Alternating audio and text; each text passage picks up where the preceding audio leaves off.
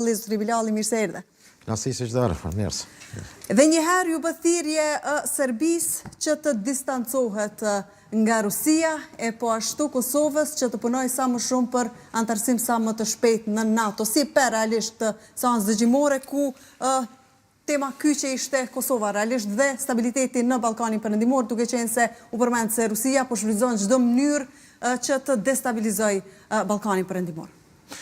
Po, sigurisht kë në komitet për politikë të jashtme që ka të bëjë me Evropën, kryesisht, dhe sejt nga republikani që udhëheqet, mendoj që le një pikpyetje nga se dikun nga pjesëmarrësit në këtë seancë dëgjimore, do thot ka pas individ dhe ekspert të fushave, të qoftë profesor universiteti apo luftues dhe antarë të institucioneve të ndryshme, institutit Margaret Thatcher, kënë duket jashtëzakonisht një individ i cili ishte një diskutim jashtëzakonisht interesant, kryesisht rreth Bosnjës, po ajo që ka më të vërtet janë dy momente që ka të bëjë që pas Ukrainës Ballkani është pikë nxehtë.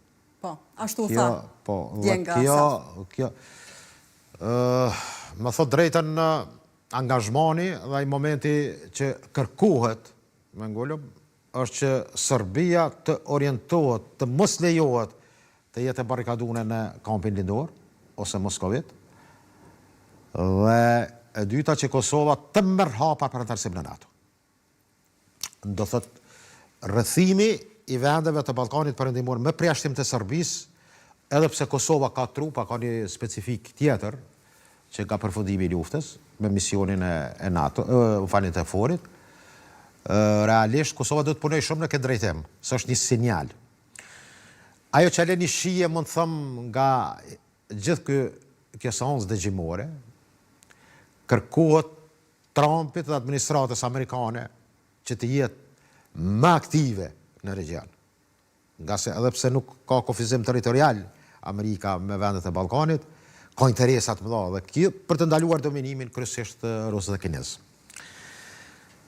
Ballkani është interesant, po që shiqohet periudha mes luftës së parë dhe dytë botërore, është diferencë 20-21 vite.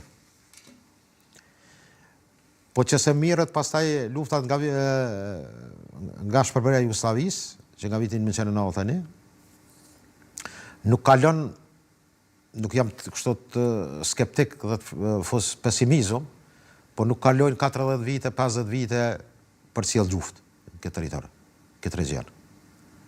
Dhe këto shanja tregojnë këtë krahasimin që thash, që pas Ukrainës o vatra më nxehtë. Dhe kjo me siguri që lën për të menduar, për të analizuar mirë, e kam fjalën për institucionet shtetërore, që duhet të fokusohen shumë në krijimin e një strategjie komplete për të armën sa i përket mbrojtjes. Dhe kjo është më e rëndësishme. Por fokusi i tërë kësaj seance ka të bëjë që përshkru një tabloid jashtëzakonisht interesant, që ka të bëjnë me interesat ruse dhe kineze, sidomos në Serbi. Malizi kuptohet që ka një borxh jashtëzakonisht e madh, ai në recesion, mund ta quaj kështu, nga kredit kineze, sidomos në atë pjesën që ka të bëjë me akuruar dhe infrastrukturën rrugore, ku ka qenë para bankrotimit shteti, sepse është një borxhe të kinezët. Dhe kjo tregon, këto fakte janë jashtëzakonisht interesante, sepse Malizi paraqet sfiden.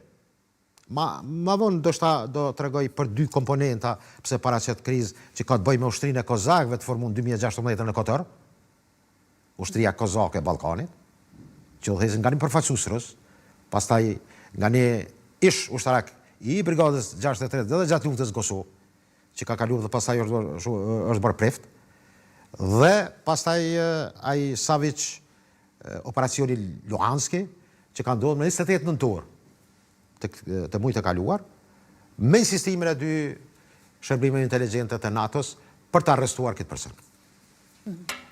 Dhe realisht e përmend edhe Kinën, është kërkuar edhe gjatë kësaj seance distancim i Serbisë dhe largim edhe nga Rusia dhe nga Kina. Dhe po ashtu kur përmendet pastaj që menjëherë pas Ukrainës, Ballkani mbetet pika më e nxehtë. Besoni që Amerika ndoshta do të luftojë më shumë për antarësimin e vendeve në NATO apo për largimin e Serbisë nga këto dy vende, nga Rusia dhe nga